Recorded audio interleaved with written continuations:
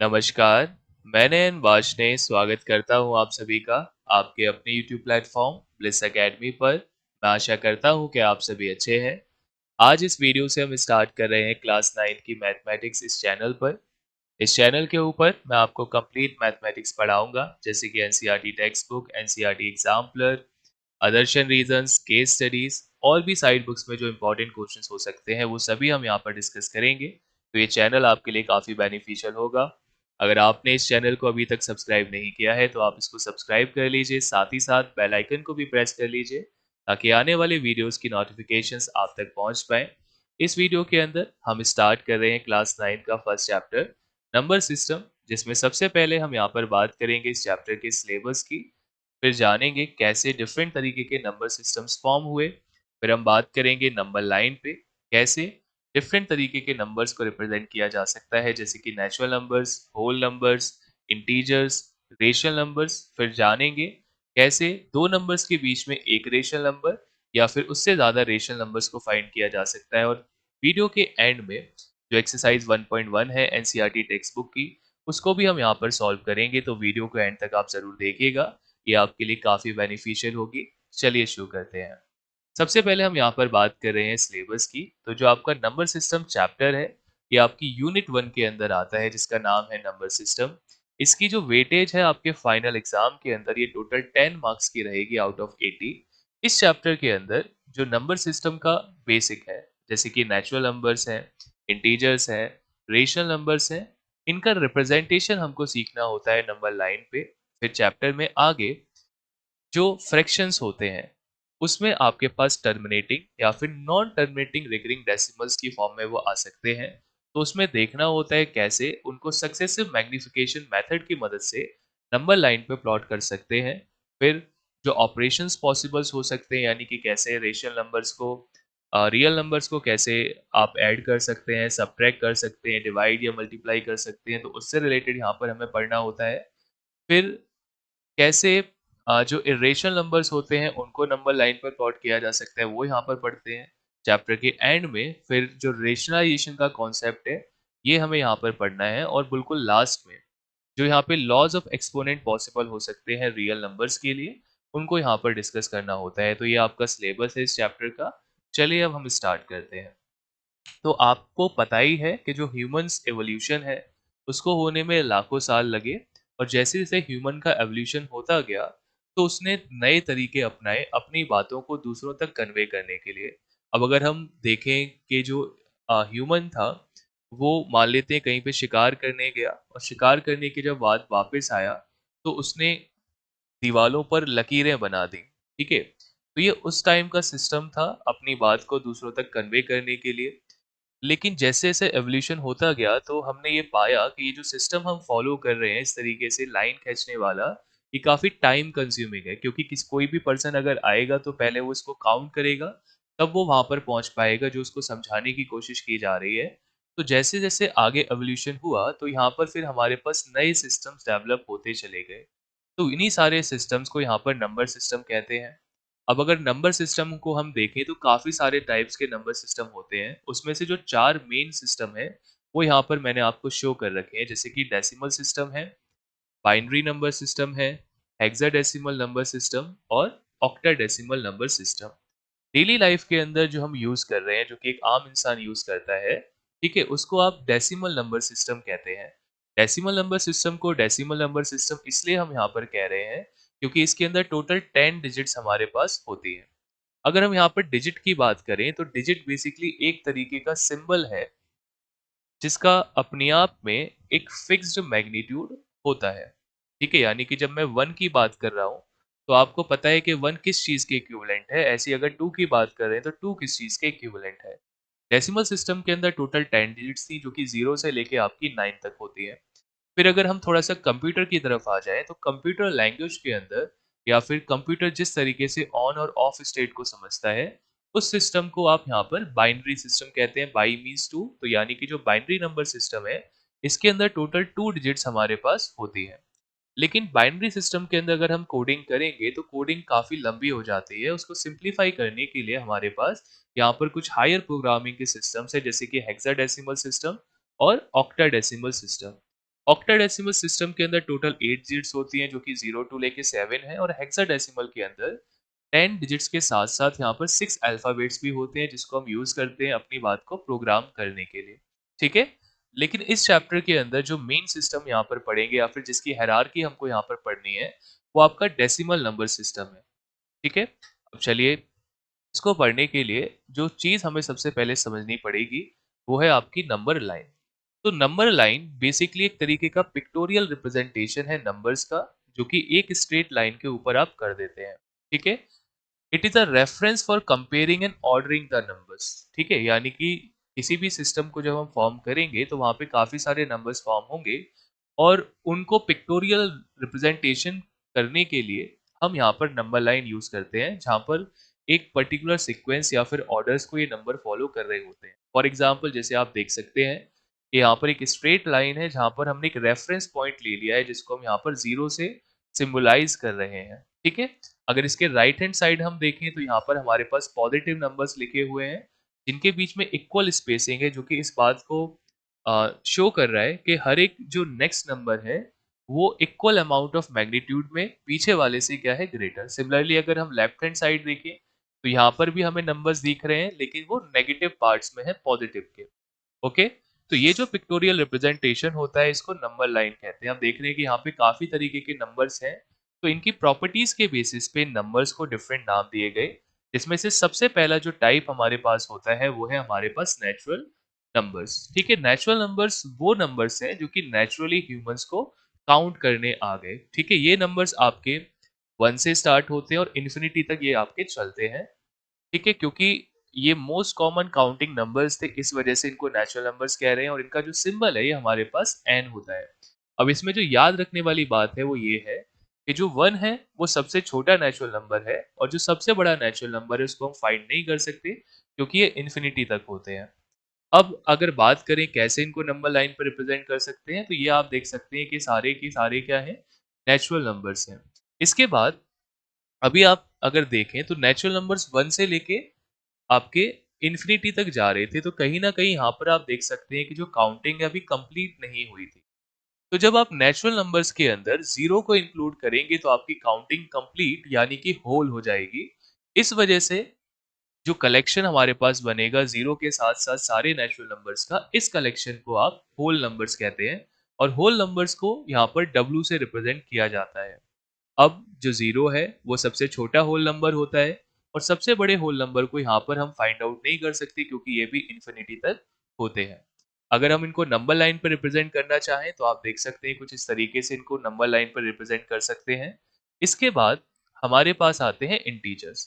अभी आपने देखा जब हमने काउंटिंग होल कर ली, लेकिन फिर भी एक डिफिकल्टी हमारे सामने आएगी कि हम कैसे किसी को समझाएं कि हमें लॉस हो रहा है या फिर प्रॉफिट हो रहा है, या फिर हम अर्थ की सरफेस से ऊपर जा रहे हैं या फिर नीचे जा रहे हैं। तो इस चीज को रिप्रेजेंट करने के लिए हमको जो नेचुरल नंबर्स थे उनके नेगेटिव पार्ट की जरूरत थी। तो जब एक कलेक्शन हम बनाएंगे जिसमें सारे के सारे नेगेटिव पार्ट्स आ जाएं, ठीक है, नेचुरल नंबर्स के 0 के, और उसके अंदर आप डेसिमल रिप्रेजेंटेशन वाला पार्ट या फिर जो फ्रैक्शन वाला पार्ट है अगर उसको इंक्लूड नहीं करेंगे, तो ये जो ग्रुप हमारे पास तैयार होगा इस ग्रुप को आप इंटीजर्स कहते हैं। इंटीजर्स के लिए जो हमारे पास सिंबल है वो z होता है।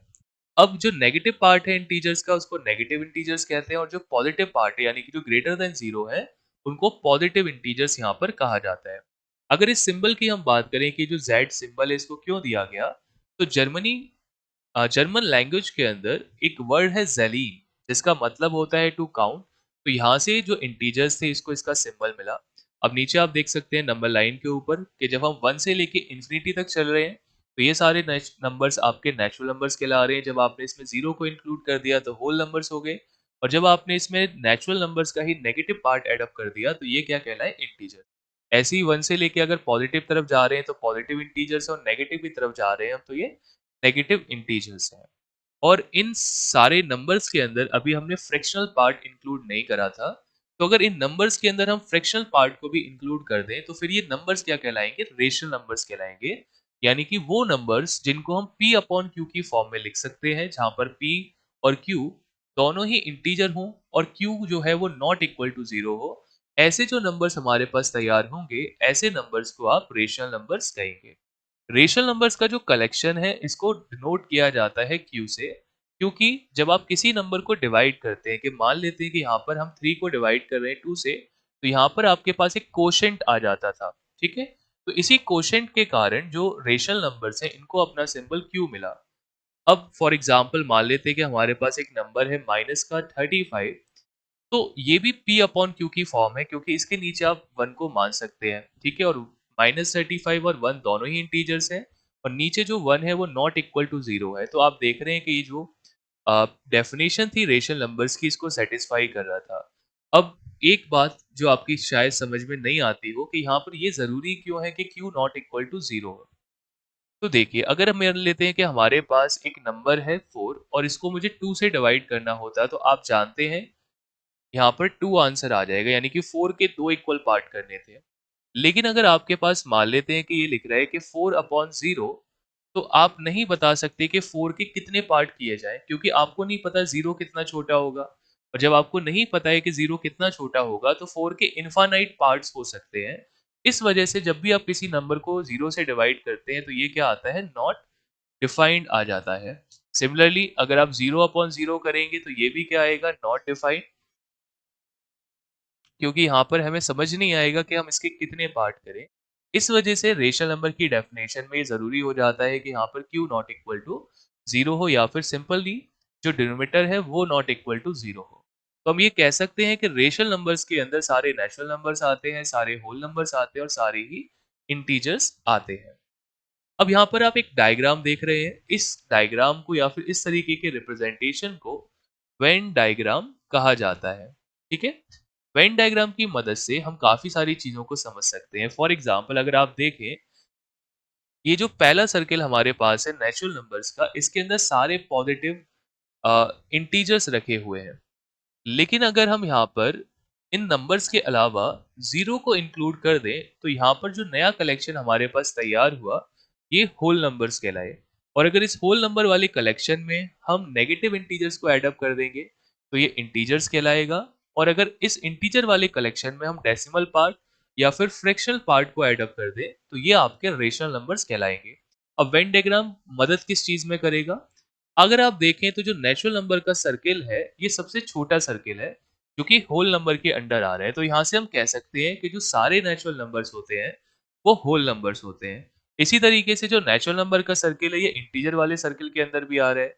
तो ये कहना भी सही होगा कि सारे नेचुरल नंबर्स इंटीजर्स होते हैं। सिमिलरली नेचुरल नंबर का सर्किल रेशनल नंबर्स के अंदर भी आ रहा है, तो ये भी कहना सही होगा कि जो नेचुरल नंबर्स हैं वो रेशनल नंबर्स भी होते हैं। तो यानी कि अगर हम अंदर से बाहर की तरफ चलें, तो ये सारी बातें वैलिड होंगी। लेकिन अगर हम बाहर से अंदर की तरफ आने की कोशिश करें, यानी कि अगर हम कहें कि सारे रेशनल नंबर्स नेचुरल नंबर्स होते हैं, तो ये बात फॉल्स हो जाएगी, क्योंकि यहाँ पर अगर आप देखें डेसिमल वाला जो पार्ट है, वो नेचुरल नंबर की डेफिनेशन को यहाँ पे सेटिस्फाई नहीं कर रहा है। तो वेन डायग्राम हमें इन तरीके के कंक्लूजन पे आने में मदद करता है। ओके, अब हम बात करते हैं आगे। आगे चैप्टर में बढ़ने के लिए सबसे पहले आपको एक चीज समझनी पड़ेगी, इक्विवेलेंट रेशनल नंबर्स क्या होते हैं, ठीक है? फॉर एग्जाम्पल अगर मान लेते हैं कि हमारे पास 1/2 लिख रहा है, तो इसकी वैल्यू कितनी आएगी, 0.5। सिमिलरली अगर मेरे पास 2/4 लिख रहा है, इसकी वैल्यू भी कितनी आएगी, 0.5। और अगर मेरे पास 3/6 लिख रहा है, इसकी वैल्यू भी कितनी आएगी, 0.5। तो आप देख रहे हैं कि यहाँ हमारे पास डिफरेंट p अपॉन क्यू की फॉर्म पॉसिबल हो रही है, लेकिन ओवरऑल जो इनकी वैल्यू है वो सारी क्या है, इक्वल है 0.5। तो ये कहना बिल्कुल सही होगा कि जो 1/2 है वो इक्वल्स टू है 2/4, और ये इक्वल टू है 3/6, ठीक है? तो वो सारे रेशनल नंबर्स जो कि देखने में डिफरेंट होते हैं, लेकिन उनकी ओवरऑल वैल्यू क्या होती है, इक्वल, ऐसे नंबर्स को आप क्या कहते हो, इक्विवेलेंट रेशनल नंबर्स कहते हो। लेकिन यहाँ पर दिक्कत क्या आती है, कि जो इक्विवेलेंट रेशनल नंबर्स होते हैं, इनकी यूनिक रिप्रेजेंटेशन नहीं हो सकती नंबर लाइन के ऊपर, क्योंकि अगर एक नंबर लाइन यहाँ पर मैं क्रिएट करूं, तो आप पाएंगे कि जब हम 1/2 को रिप्रेजेंट करने जाएंगे, तो वो यहाँ पर कहीं पे आएगा। सिमिलरली 2/4 भी इसी पॉइंट से रिप्रेजेंट किया जा सकता है, और 3/6 भी इसी पॉइंट से रिप्रेजेंट किया जा सकता है, ठीक है? तो यहाँ पर यही लिख रहा है कि जो इक्विवेलेंट रेशनल नंबर्स हैं, इनको आप इक्विवेलेंट फ्रैक्शंस से भी फाइंड आउट कर सकते हैं बाई मल्टीप्लाइंग और डिवाइडिंग द सेम नंबर। ठीक है, यानी कि यहाँ पर हम क्या कहना चाह रहे हैं कि मान लेते हैं हमारे पास एक नंबर है 1/2 और हमें इसके 2 इक्विवेलेंट रेशनल नंबर और चाहिए। तो अगर मैं इसको सेम नंबर से मल्टीप्लाई कर दूं, जैसे कि 4 और 4 से मैं यहाँ पर इसको मल्टीप्लाई कर रहा हूँ, तो ये हो जाएगा मेरे पास 4/8। और अगर यहाँ पे फिर हम इसको 5 से मल्टीप्लाई करें, तो ये हमारे पास हो जाएगा 5/10। अब कहने को दोनों दोनों देखने में अलग हैं, लेकिन ये 1/2 के ही क्या है, इक्विवेलेंट। क्योंकि जब हम सेम नंबर से मल्टीप्लाई या फिर डिवाइड करते हैं, तो टेक्निकली यहाँ पर हम 1 का मल्टीप्लाई कर रहे होते हैं, और 1 एक मल्टीप्लिकेटिव आइडेंटिटी है, जिससे हमारे ओवरऑल आंसर पे या ओवरऑल जो वैल्यू है, ठीक है, उस पे कोई फर्क नहीं पड़ता है। अब हमें यहाँ पर कुछ मेथड सीखने हैं, कैसे जो रेशनल नंबर्स हैं उनके बीच में एक रेशनल नंबर फाइंड आउट किया जाए। तो अगर आपको क्वेश्चन में केवल एक रेशनल नंबर फाइंड आउट करने को कह रहा है, तो सिंपली हम इस फॉर्मूले को यहाँ पर यूज कर सकते हैं। मान लेते हैं कि हमारे पास एक नंबर था 2 और एक नंबर है हमारे पास 3। ठीक है, यहाँ पर मान लेते हैं ए की वैल्यू 2 है, बी की वैल्यू क्या है 3, और इसके बीच में हमें एक रेशनल नंबर फाइंड करना है। तो वो कैसे फाइंड आउट किया जाएगा? तो सिंपली हम क्या करेंगे, इस फॉर्मूले में इसको सब्स्टिट्यूट कर देंगे, तो यहाँ पर हमारे पास आंसर आ गया 5/2। अब जब नॉर्मल आपको जो नंबर्स हैं, जब वो नेचुरल नंबर्स की फॉर्म में दे रखा होता है, या फिर हम कहें इंटीजर्स की फॉर्म में दे रखा होता है, तो ये काफी आसान होता है आपको फाइंड आउट करना। आप जो डिफिकल्टी फेस करते हो, कहीं ना कहीं जब ये आपको फ्रैक्शन की फॉर्म में दे देता है। मान लेते हैं हमारे को एक दे रखा है 5/7, और एक वैल्यू दे रखी है हमको 1/3, और हमसे कह रहा है कि इन दोनों नंबर्स के बीच में एक रेशनल नंबर फाइंड आउट कर दे। तो अभी इसी फॉर्मूले को हम यूज करेंगे, यानी कि ये हो जाएगा 5/7 प्लस 1/3 होल डिवाइडेड बाई 2। अब अगर हम फर्स्ट ऑफ ऑल ऊपर वाले पार्ट का एलसीएम ले लें, तो ये आपके पास 21 आ जाएगा। 7 को 21 से डिवाइड करेंगे, 3 आएगा, 3 5 जब 15। देन आप 3 को 21 से डिवाइड करेंगे, 7 आएगा, 7 1 जा 7, और इसके नीचे हमारे पास 2 हो गया। अब ये जो 2 है, इसके नीचे भी क्या है, हम 1 मान सकते हैं। ठीक है, अब आपने करना क्या होता है कि जो मिडल वाले टर्म्स हैं, यानी कि जो मीन वाले टर्म्स हैं, इनको आपस में मल्टीप्लाई करना है, और जो एक्सट्रीम वाले टर्म्स हैं, इनको आपस में मल्टीप्लाई करना है। तो यहाँ पर हमारे पास हो जाएगा 22 इंटू 1 एंड 21 इंटू 2, यानी कि जो प्रोडक्ट ऑफ मीन है, वो इक्विवेलेंट होता है प्रोडक्ट ऑफ एक्सट्रीम के, यानी कि जो बाहर वाली चीजें हैं उनका मल्टीप्लाई ऊपर की तरफ आता है, और जो मीन वाली चीजें हैं उनका मल्टीप्लाई नीचे की तरफ आता है। अगर अब यहाँ पे 2 को 2 से 22 को डिवाइड कर देंगे, तो फाइनल हमारे पास जो आंसर निकल के आएगा, ये आ जाएगा 11/21, जो कि एक रेशनल नंबर है, जो कि 5/7 और 1/3 के बीच में लाई करेगा। तो इस मेथड से आप एक रेशनल नंबर को फाइंड कर पाएंगे दो रेशनल नंबर्स के बीच में। लेकिन अगर हमसे एक से ज्यादा रेशनल नंबर फाइंड आउट करने को कह दिया जाए, ठीक है, फिर हम क्या करेंगे? तो यहाँ पर आपने दो तरीके हैं इस काम को करने के लिए। एक तरीका क्या है कि आपको सबसे पहले जो फ्रैक्शंस दे रखे हैं, आपको ये देखना पड़ेगा वो फ्रैक्शंस लाइक हैं या फिर नहीं। अगर वो फ्रैक्शंस लाइक नहीं है, तो सबसे पहले आपको उनको लाइक फ्रैक्शन बना लेना है, और उसके बाद जितने रेशनल नंबर्स आपसे फाइंड आउट करने को कहेगा, आप n+1 का, यानी कि अगर मान लेते हैं कि हमसे 5 रेशनल नंबर्स फाइंड आउट करने को कहे, तो जो अभी हमारे पास लाइक फ्रैक्शंस आए हैं, उसके न्यूमरेटर और डिनोमिनेटर में हम 6 का मल्टीप्लाई कर देंगे। ठीक है, इसके अलावा एक और मेथड हमारे पास होता है। मान लेते हैं कि एक रेशनल नंबर ए है और एक रेशनल नंबर क्या है, बी, और वहां पर ए ग्रेटर है बी से। तो अगर आपको इनके बीच में एन रेशनल नंबर फाइंड करने हैं, तो सबसे पहले यहाँ पर आपको डी फाइंड आउट करना पड़ेगा, जो कि बी माइनस ए अपॉन n+1 से आएगा, और फिर जो पहला रेशनल नंबर इनके बीच में होगा, वो ए प्लस डी हो जाएगा, दूसरा a+2d, तीसरा a+3d, एंड ऐसे ही करते चले जाएंगे आप।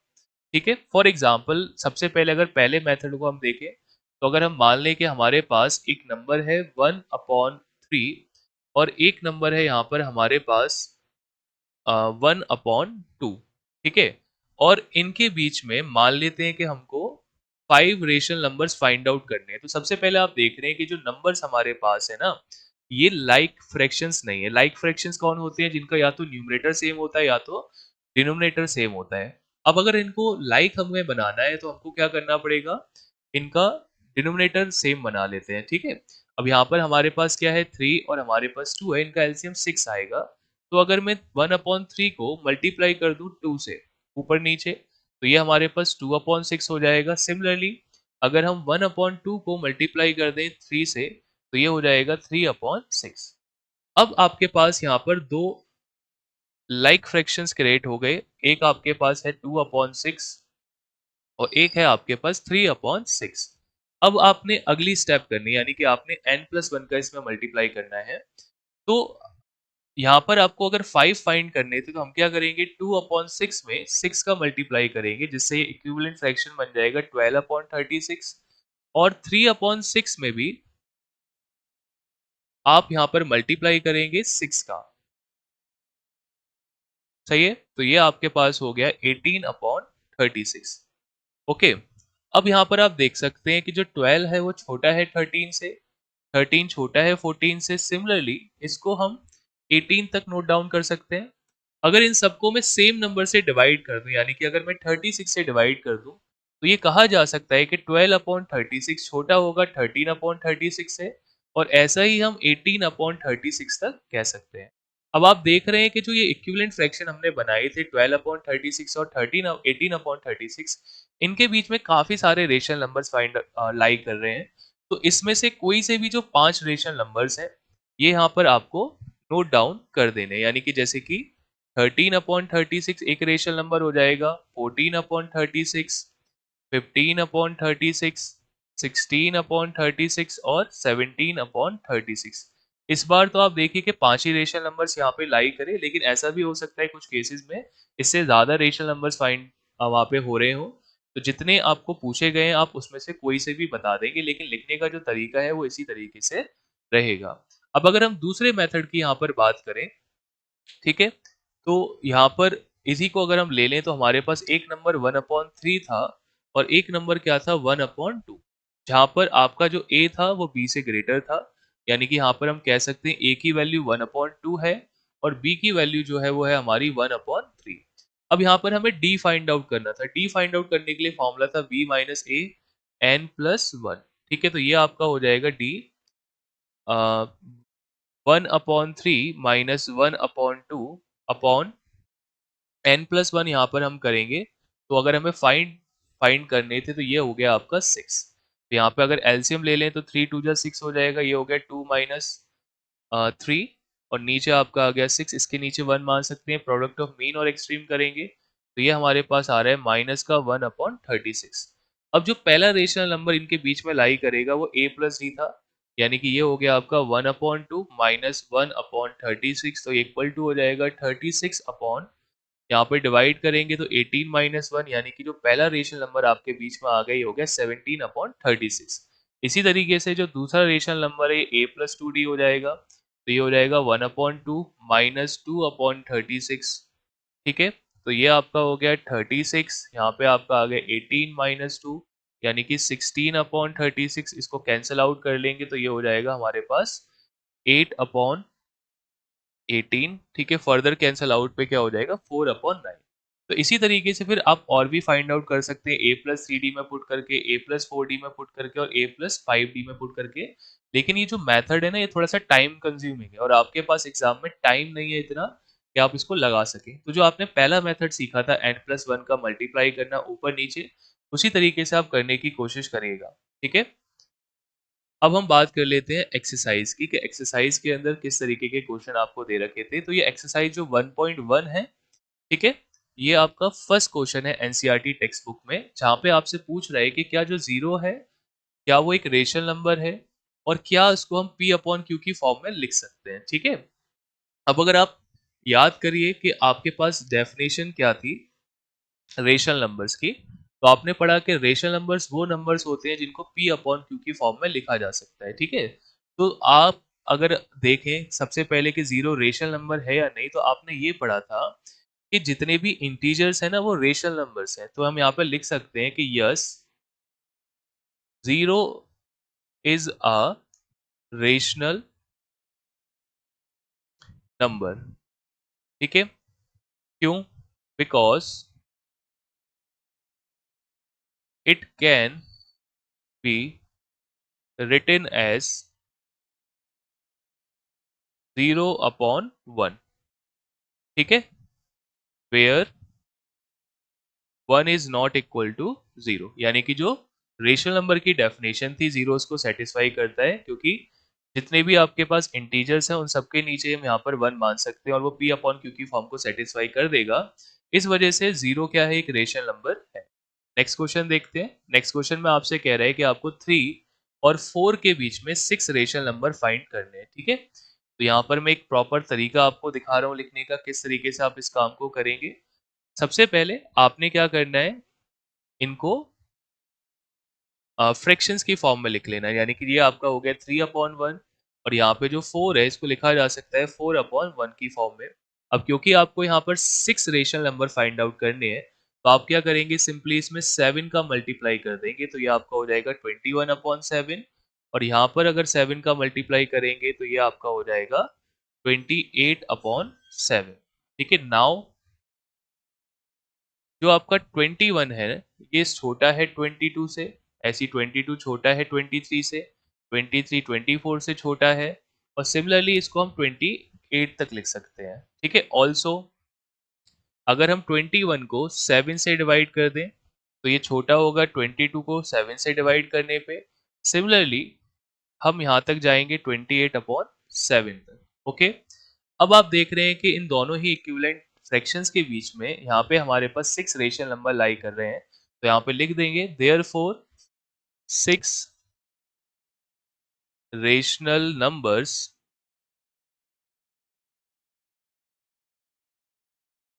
that lies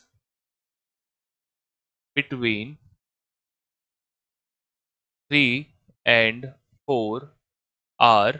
ठीक है। क्या क्या हो जाएंगे, एक आपका हो जाएगा 22/7, एक हो जाएगा आपका 23/7, एक हो जाएगा 24/7, 25/7, 26/7 एंड 27/7। ठीक है। तो ये इस तरीके से आप 6 रेशनल नंबर फाइंड आउट कर सकते हैं। एग्जाम में भी कोशिश करिएगा इसी तरीके से लिखने की। ठीक है। ये वाली स्टेप्स यहाँ पे मिस मत करिएगा। ठीक है, क्योंकि ये एक मैथमेटिकल तरीका है अपनी बात को जस्टिफाई करने के लिए कि किस वजह से हम कह रहे हैं कि ये रेशनल नंबर्स इसके बीच में लाई करेंगे। नेक्स्ट क्वेश्चन देखते हैं।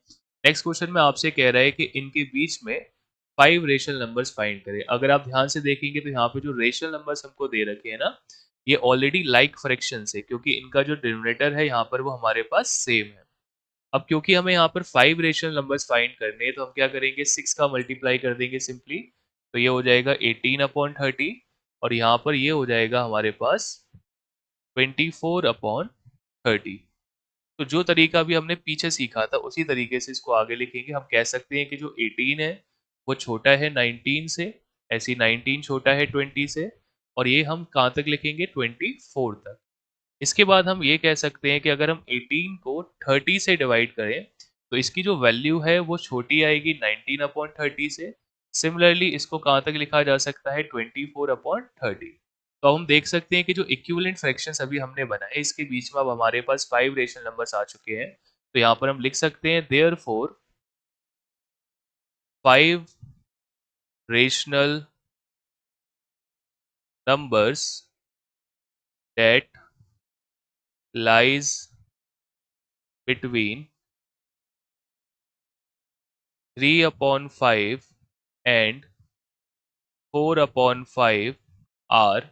ठीक है। तो क्या हो जाएगा, पहला हो जाएगा हमारे पास 19/30, दूसरा आपके पास हो जाएगा 20/30,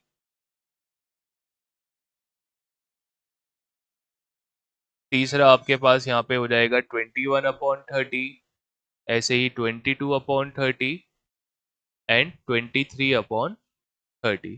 ठीक है। तो ये 5 रेशनल नंबर्स हो गए, काफी सिंपल है इसको करना। नेक्स्ट क्वेश्चन देखिए। नेक्स्ट क्वेश्चन में हमसे पूछा गया है, state whether the following statements are true और false, give reason for your answers. यानी कि यहाँ पे 3 स्टेटमेंट्स हमको दिए गए हैं और हमसे पूछ रहा है कि जो स्टेटमेंट आपको दिए हैं क्या ये सही है या पर गलत, और इसको जस्टिफाई करिए। अब आपसे कह रहा है कि every natural number is a whole number. ठीक है। यानी कि हर एक नेचुरल नंबर क्या होता है, होल नंबर होता है। तो जो पहला वाला है ये तो बिल्कुल सही है, क्योंकि हर एक नेचुरल नंबर होल नंबर के अंदर लाई करता है, तो यहाँ पे लिख देंगे यस इट इज ट्रू। ठीक है, because natural numbers are subset of whole numbers, यानी कि नेचुरल नंबर्स होल नंबर्स के अंदर क्या करते हैं, लाई करते हैं। क्लियर। नेक्स्ट क्वेश्चन में आपसे कह रहा है every integer is a whole number. क्या सारे इंटीजर्स होल नंबर्स होते हैं? नहीं। जो नेगेटिव पार्ट होता है इंटीजर्स का वो होल नंबर नहीं होता है ना, तो यहाँ पे लिखेंगे no, because -1 is an integer but not a whole